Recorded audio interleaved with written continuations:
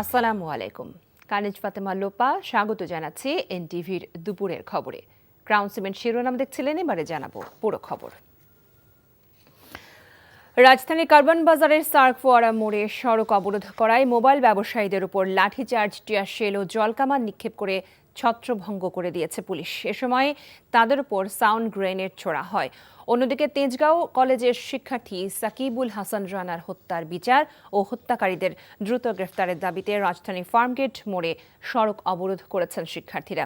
এই দুই ঘটনায় সকাল থেকেই রাজধানী জুড়ে তীব্র যানজটের সৃষ্টি হয়। রিপোর্ট করছেন Fahad Mohammad. National equipment identity register NEIR কার্যক্রম চালুর প্রতিবাদে রাজধানীর কারওয়ান বাজারের সার্ক ফোয়ারা মোড় ও পান্থপথ সড়কে রোববার সকালে অবস্থান নেয় বসুন্ধরা মার্কেটের মোবাইল ব্যবসায়ীরা। এতে যান চলাচলে বিঘ্ন হয়ে তীব্র যানজটের সৃষ্টি হয়। এক পর্যায়ে অবস্থানরত ব্যবসায়ীদের ছত্রভঙ্গ করতে লাঠিচার্জ ও জলকামান নিক্ষেপ করে পুলিশ।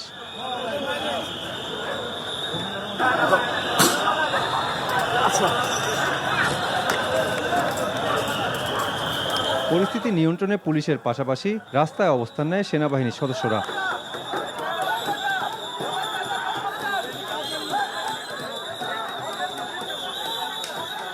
এই ঘটনায় কয়েকজন ব্যবসায়ীকে আটকও করে আইন শৃঙ্খলা রক্ষাকারী বাহিনী।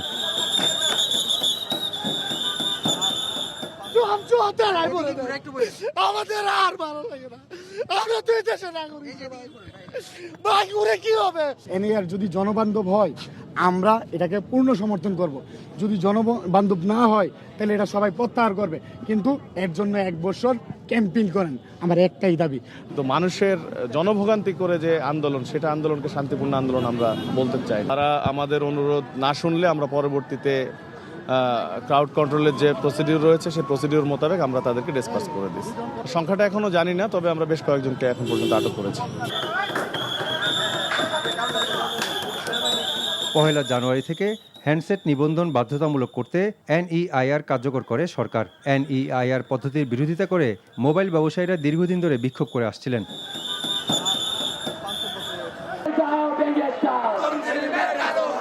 এদিকে তেজগাঁও কলেজের শিক্ষার্থী সাকিবুল হাসান রানার হত্যার বিচার ও হত্যাকারীদের দ্রুত গ্রেফতারের দাবিতে রাজধানীর ফার্মগেট মোড়ে সড়ক অবরোধ করে আন্দোলন করে শিক্ষার্থীরা।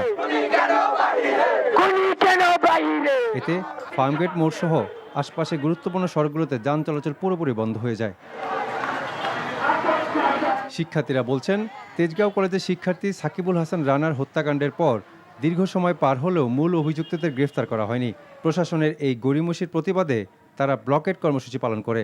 আমাদের বন্ধু মারা গেছে আজকে প্রায় 25 দিন পরে এসেও আমাদেরকে প্রশাসন কোনো অগ্রগতি দেখাচ্ছে না। সবাই জানে যে কারা খুনি, তারা খুঁজে পাচ্ছে না, আমাদেরকে বলছে তারা খুঁজে পাচ্ছে না, অথচ তাদেরকে প্রকাশ্যে চলাফেরা করতে দেখা যাচ্ছে। তাদেরকে কেন আটক করা হচ্ছে না?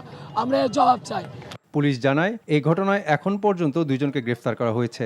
বাকি অভিযুক্তদের গ্রেফতারে তদন্ত চলছে। আমরা কিন্তু ছাত্রদেরকে আশ্বস্ত করেছি যে ডিবি তার তদন্ত পাওয়ার পরে তারা যে খুবই আন্তরিক, তারা যে কাজ করছে এবং এই ঘটনার সাথে সম্পৃক্ত যে কোনো ব্যক্তি যে কোনো জায়গায় থাকুক না কেন তাদেরকে কিন্তু আমরা ধরার ক্ষেত্রে কিন্তু সর্বোচ্চ শক্তি দিয়ে কাজ করব, এটা কিন্তু তাদেরকে আমরা বুঝিয়েছি। সড়ক অবরোধের কারণে অফিসগামী ও জরুরি প্রয়োজনে বের হওয়া সাধারণ মানুষকে চরম ভোগান্তিতে পড়তে হয়। এই ওই দিক দিয়ে জ্যাম, ওই দিক দিয়ে ঘুরে এলাম, ওই দিক দিয়ে রাস্তা আটকানো, এই দিক দিয়ে আইসি, এই দিক দিয়েও আটকাই দিচ্ছে। তাহলে আমরা এখন কি করবো? আমাদের এখন সিএনজি নিয়ে এই জায়গায় বসে আছি, তা আমাদের এগুলো ক্ষতি না? প্রায় 2-3 ঘন্টা ধরে বসে আছি।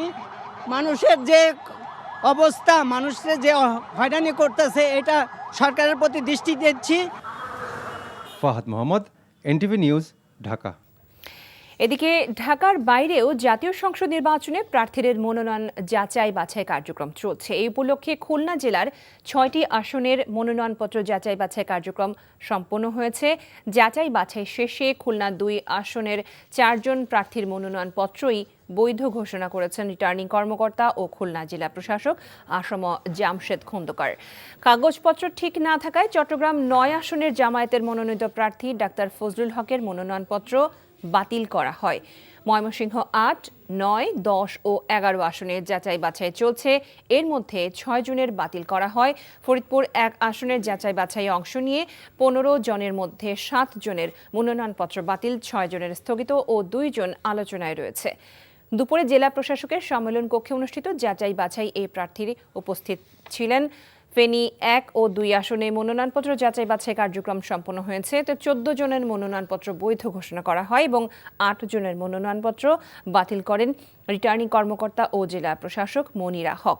ভোলা 2 আসনে মনোনয়নপত্র যাচাই বাছাইয়ের 7 জনের মধ্যে 2 জনকে অবৈধ ঘোষণা করেছে জেলা রিটার্নিং কর্মকর্তা। কুষ্টিয়ার 4টি আসনের 33 জন প্রার্থীর মনোনয়নপত্র যাচাই বাছাই করে 6 জনকে বাতিল করা হয়। আজও গুলশানে বিএনপি চেয়ারপারসনের রাজনৈতিক কার্যালয়ে গেছেন তারেক রহমান। বেলা 11:55 কার্যালয়ে প্রবেশ করেন তিনি। গুলশানের এই রাজনৈতিক কার্যালয় থেকেই দলের সাংগঠনিক কার্যক্রম পরিচালনা করছেন তারেক রহমান। গেল 25 ডিসেম্বর স্বদেশ প্রত্যাবর্তনের পর থেকেই গুলশানের এই কার্যালয়ে নিয়মিত বসছেন তিনি। শুধুমাত্র গত 2 জানুয়ারি বেগম জিয়ার মৃত্যুতে দোয়া মাহফিল থাকায় সেদিন গুলশান কার্যালয়ে তিনি যাননি। এদিকে বিএনপি চেয়ারপারসন বেগম খালেদা জিয়ার মৃত্যুতে 7 দিনের দলীয় শোকের আজ 6ষ্ঠ দিন চলছে। দলীয় পতাকা অর্ধনমিত রাখা হয়েছে। ভারতের মাটিতে বিশ্বকাপ খেলা নিয়ে অনিশ্চয়তায় পড়েছে বাংলাদেশ। সে দেশের নিরাপত্তার শঙ্কা নিয়ে আইসিসির কাছেই ইমেইল করেছে বিসিবি। তার আগেই অবশ্য মুস্তাফিজকে কলকাতা থেকে বাদ দেওয়ায় ক্ষুব্ধ প্রতিক্রিয়া জানান আইন ও ক্রীড়া উপদেষ্টা আসিফ নজরুল ও সংস্কৃতি উপদেষ্টা মোস্তফা সরওয়ার ফারুকী। বাংলাদেশে আইপিএল সম্প্রচার বন্ধ করতে চান এই 2 উপদেষ্টা। এ নিয়ে দেখুন মমিনুর রিপনের ডেস্ক রিপোর্ট। ভারতীয় ক্রিকেট বোর্ডের নির্দেশনায় কলকাতা নাইট রাইডার্স থেকে মুস্তাফিজুর রহমানকে বাদ দেয়ায় বাংলাদেশ ভারত সম্পর্ক অবনতিতে যোগ হয়েছে নতুন মাত্রা। নজিরবিহীন এমন ঘটনায় নিন্দার ঝড় বইছে ক্রিকেট বিশ্বে। তীব্র নিন্দা ও প্রতিবাদ জানিয়েছেন আইন ও ক্রীড়া উপদেষ্টা আসিফ নজরুল। সামাজিক যোগাযোগ মাধ্যমে এক বার্তায় তিনি বলেছেন, যেখানে বাংলাদেশের একজন ক্রিকেটার চুক্তিবদ্ধ হওয়া সত্ত্বেও ভারতে খেলতে যেতে পারে না, সেখানে বাংলাদেশের গোটা ক্রিকেট টিমের বিশ্বকাপ খেলতে যাওয়া নিরাপদ মনে হয় না। গোলামির দিন শেষ উল্লেখ করে আসিফ নজরুল আরও লেখেন, তথ্য ও সম্প্রচার মন্ত্রীকে অনুরোধ করা হয়েছে বাংলাদেশে যেন আইপিএল খেলার সম্প্রচারও বন্ধ করে দেওয়া হয়। কোন অবস্থাতেই বাংলাদেশের ক্রিকেটার ও বাংলাদেশকে অবমাননা মেনে নেওয়া হবে না। আসিফ নজরুলের সঙ্গে একমত প্রকাশ করে এমন ঘটনাকে ন্যাক্কারজনক হিসেবে উল্লেখ করেন সংস্কৃতি উপদেষ্টা মোস্তফা সরওয়ার ফারুকী। এই ঘটনায় দেশের নাগরিকরা ঘৃণার রাজনীতি দেখছেন বলে উল্লেখ করে তিনি প্রশ্ন তোলেন, আগামীতে বাংলাদেশের ক্রিকেট কিংবা ফুটবল দল ভারতের মাটিতে কতটা নিরাপদ। আইপিএলের সম্প্রচার বাংলাদেশে বন্ধ করার পক্ষেও মত দিয়েছেন তিনি। এদিকে নিরাপত্তা শঙ্কায় আইসিসির কাছে 3 বিষয়ে চিঠি দিয়েছে বিসিবি। শনিবার রাতে বোর্ড মিটিংয়ে উপস্থিত 17 পরিচালকের মতামতের ভিত্তিতে এমন সিদ্ধান্ত নেওয়া হয়। ক্রিকেটারদের নিরাপত্তা, মুস্তাফিজের সঙ্গে ঘটে যাওয়া বিষয় এবং খেলোয়াড় ব্যতীত বোর্ড পরিচালক, দর্শক ও গণমাধ্যমের নিরাপত্তার বিষয়ে আইসিসি সিকিউরিটি ইউনিটকে মেইল করেছে BCB. Mominur Ripon, NTV sports desk. বাংলাদেশে আইপিএল সম্প্রচার বন্ধ করা হবে কিনা সেটার আইনি দিক পর্যালোচনা হচ্ছে বলে জানিয়েছেন তথ্য উপদেষ্টা সৈয়দা রিজওয়ানা হাসান। রোববার সচিবালয়ে বাংলাদেশ সেক্রেটারিয়েট রিপোর্টার্স ফোরামের সঙ্গে মতবিনিময় সভায় তথ্য উপদেষ্টা বলেন, যেহেতু খেলার মধ্যে রাজনীতি টেনে এনে মুস্তাফিজকে বাদ দেওয়া হয়েছে, সেহেতু বিষয়টি নিয়ে পদক্ষেপ নিতে হচ্ছে। এছাড়া গণভোটের পক্ষে সরকারের ন্যারেটিভ প্রচার করতে গণমাধ্যমের সহযোগিতা চান তথ্য উপদেষ্টা। আওয়ামী লীগের নির্বাচনে অংশ নেওয়ার সুযোগ আছে কিনা এমন প্রশ্নের জবাবে উপদেষ্টা বলেন, বিচার কাজ শেষ না হওয়া পর্যন্ত তাদের কার্যক্রম নিষিদ্ধ থাকবে। ফলে আওয়ামী লীগের নির্বাচনে অংশ নেওয়ার প্রশ্ন অবান্তর।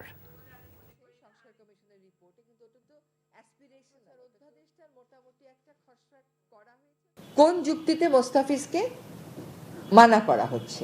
খেলোয়াড়ই কোনো যুক্তিতে মানা করা হলে তো কোনো ব্যাপার ছিল না।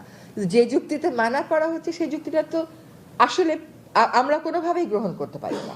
সেরকম জায়গায় আমাদেরকেও একটা অবস্থান নিতে হবে। আমরা সেই অবস্থানের আইনগত ভিত্তি এবং প্রক্রিয়া যাচাই বাছাই করছি এবং করার পরে আমরা একটা বিফিটিং পদক্ষেপ গ্রহণ করব।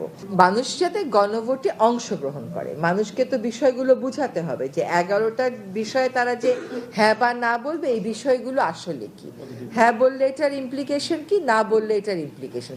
গ্রেফতারের 15 ঘণ্টা পর জামিনে মুক্তি পেলেন বৈষম্য বিরোধী ছাত্র আন্দোলনের হবিগঞ্জ জেলা সদস্য সচিব মাহাদি হাসান।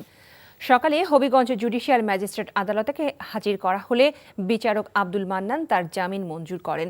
এর আগে সকাল ৭টায় শায়েস্তাগঞ্জ থানায় পুলিশের কাজে বাধা দেওয়ার অভিযোগে মাহদিকে আদালতে নিয়ে যায় পুলিশ। আদালত থেকে ছাড়া পেয়ে বৈষম্য বিরোধী ছাত্র আন্দোলনের নেতাকর্মীরা আনন্দ মিছিল করে। এ সময় সকলের প্রতি কৃতজ্ঞতা প্রকাশ করেন তিনি। এর আগে বৃহস্পতিবার রাতে জুলাই যোদ্ধা শায়েস্তাগঞ্জ সদর ইউনিয়ন ছাত্রলীগের সহসভাপতি এনামুল হক নয়নকে আটক করে পুলিশ। পরদিন শুক্রবার তাকে ছাড়িয়ে আনতে গেলে শায়েস্তাগঞ্জ থানার ওসি আবুল কালামের সাথে উত্তপ্ত বাক্য বিনিময় হয় মাহদি হাসানের। ভিডিওটি সামাজিক যোগাযোগ মাধ্যমে ভাইরাল হলে দেশজুড়ে তুমুল আলোচনা সমালোচনা হয়। দেশের বিভিন্ন স্থানের সড়ক দুর্ঘটনায় 4 জন নিহত হয়েছে।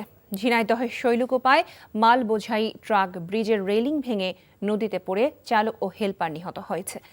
মধ্যরাতে ঝিনাইদহ কুষ্টিয়া মহাসড়কে বড়দাহ পুরাতন ব্রিজে এই ঘটনা ঘটে। ঘটনার 7 ঘণ্টা পর ফায়ার সার্ভিস নদী থেকে মরদেহ উদ্ধার করেছে। এদিকে ভোরে ঘন কুয়াশায় গাড়ি চাপায় মাদারীপুরের সমাদদারে এনজিও কর্মী নিহত হয়েছেন। নিহত সুমন শরীয়তপুর ডেভেলপমেন্ট সোসাইটির ফিল্ড অর্গানাইজার হিসেবে রাজৈ শাখায় কর্মরত ছিলেন। এছাড়া কুমিল্লার চান্দিনায় ট্রাক চাপায় হারুনুর রশিদ নামে এক মোটরসাইকেল চালকের মৃত্যু হয়েছে।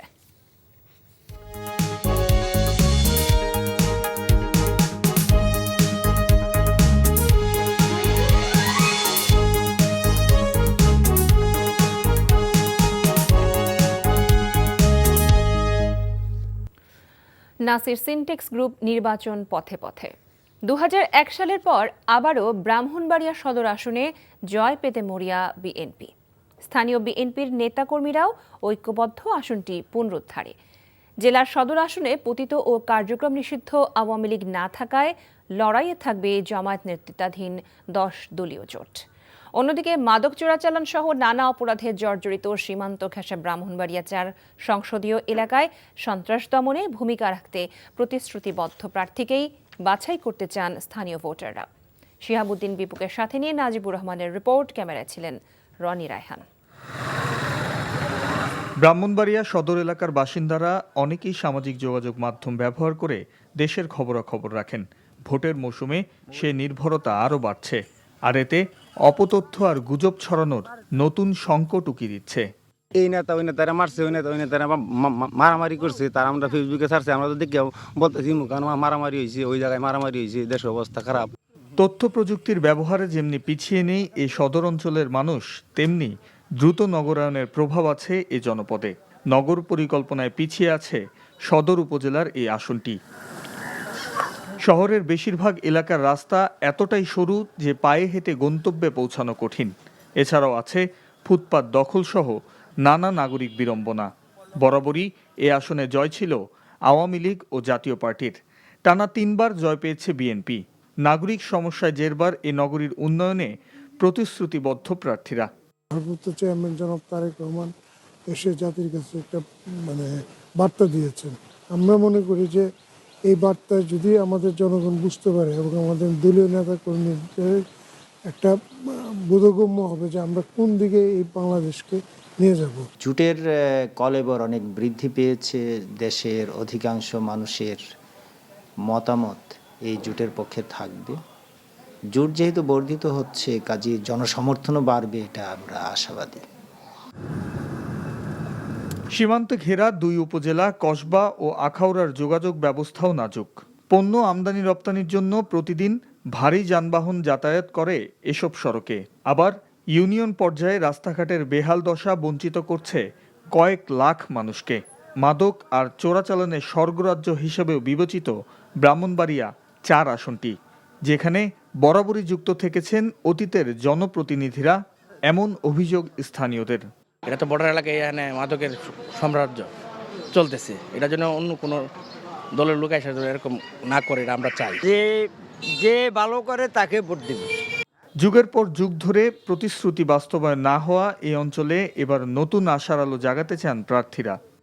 আমি অত্র এলাকার সমস্যাগুলো খুব কাছ থেকে আমি দেখেছি। সর্বপ্রথমেই এই যুবকদেরকে কিভাবে কর্মসংস্থানের ব্যবস্থা করা যায় এবং শিক্ষিত বেকার যারা আছে তাদেরকে কিভাবে কাউকে হয়তো চাকরির ব্যবস্থা করা হবে, কারোর জন্য চেষ্টা করব যে তাদেরকে উদ্যোক্তা বানানোর জন্য। এবং আমরা মাদক মুক্ত আমরা এলাকা হিসেবে গড়ে তোলার জন্য আমরা চেষ্টা করব এবং আমাদের তরুণ সমাজের হাতে কাজ থাকা বা সকল মানুষের মুখে ভাত থাকা, আমাদের স্লোগান এটাই হবে।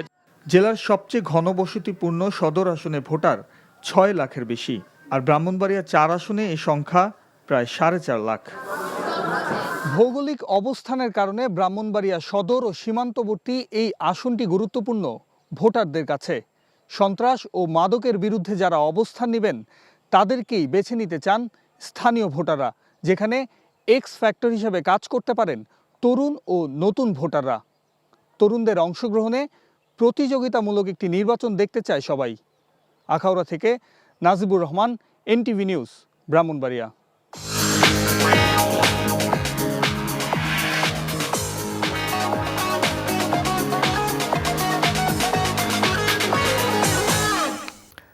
মার্কেন্টাইল ব্যাংক অর্থনীতির খবর।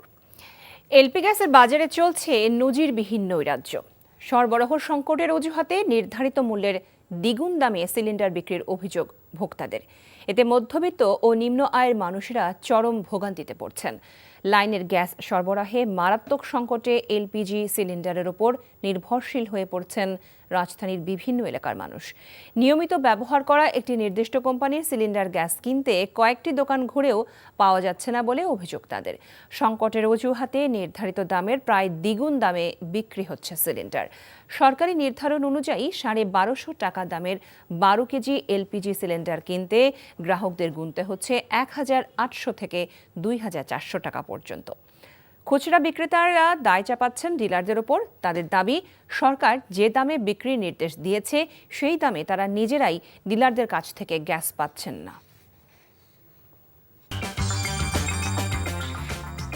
এই ছিল দুপুরের খবরে। এই খবরের ভিডিও সহ আপডেট জানতে ভিজিট করুন NTV অনলাইন www.ntvbd.com। এছাড়াও NTVর জনপ্রিয় সব অনুষ্ঠান ও খবরের আপডেট জানতে ভিজিট করুন আমাদের ইউটিউব ও ভেরিফাইড ফেসবুক পেজ। 5টায় দেশের খবর দেখার আমন্ত্রণ রইল। সবাইকে ধন্যবাদ।